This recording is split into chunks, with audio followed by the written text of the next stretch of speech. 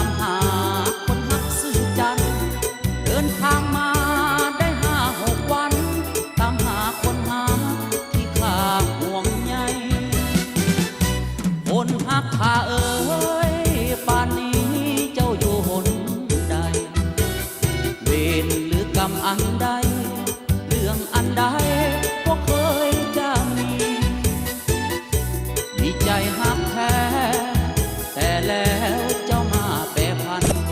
ลืมสัญญาไปแล้วหรือจัน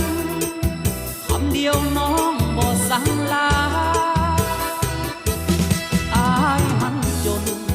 หมดหมองเป็นลูกสาวนาบ่เหมือนเศรษฐี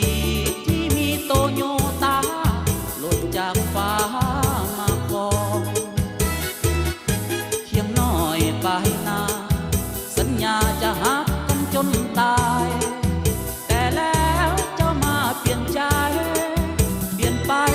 เป็นคนละคนเวียงจันทร์เจ้าเอ๋ยข้าขอวิงวอนสิ่งศักดิ์สิทธิ์ช่วยเนรมิตให้คนหักของข้าเปลี่ยนใจ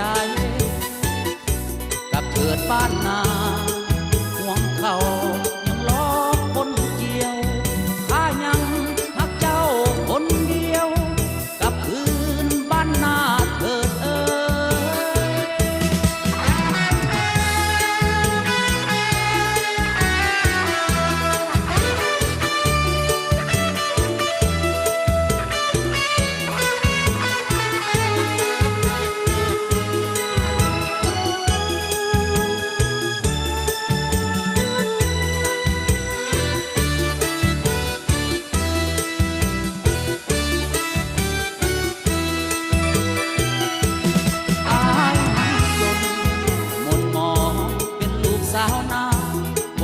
เศรษฐี